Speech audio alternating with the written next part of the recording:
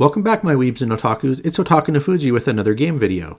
Today I want to talk about Kanjozoku, a game based on the street racing culture of Osaka. It's a total failure as both a showcase of Kanjozoku, as well as just being a racing game in general.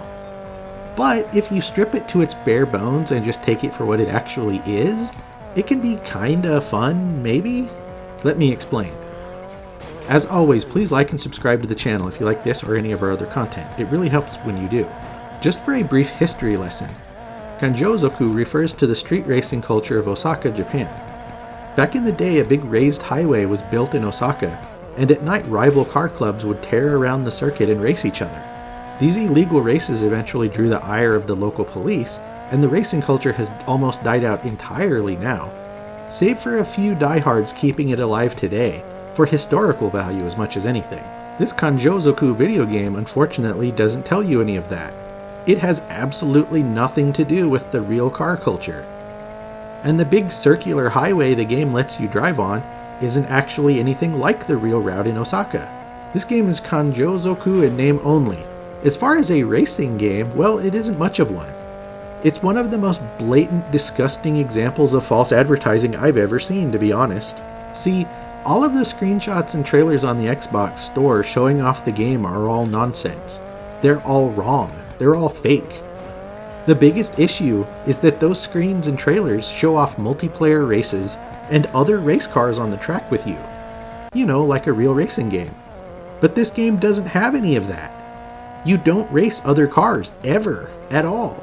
Those screens are all lies. It just plain isn't a racing game. Instead, it's a sort of time trial game, where you just drive through traffic cars as fast as possible between checkpoints. That's it, that's the game. There's a surprising amount of stuff in the game, at least.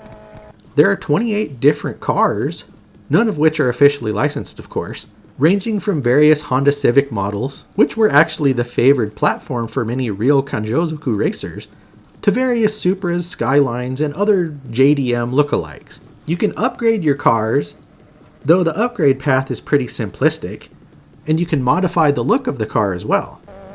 Not that it really matters, since there's no one to actually show your car off to, since there's no multiplayer or anything. Saving up enough money to actually buy any of the other cars is also next to impossible, by the way, because it's just too much of a grind. So it all just feels even more extra special pointless. There are police chases here as well, but man are they boring.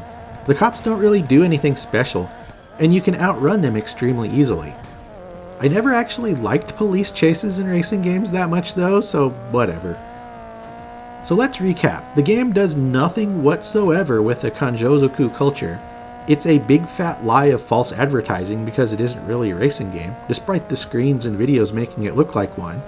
And there are police chases, but they suck. Okay, that doesn't sound very good. For some reason though, I'm kinda having fun with it. It's kind of satisfying and fun to just run loop after loop on the big closed highway course the game takes place on. The traffic cars are diabolical in their insistence on always being in the wrong place at the wrong time, but that makes weaving and dodging through them surprisingly addictive.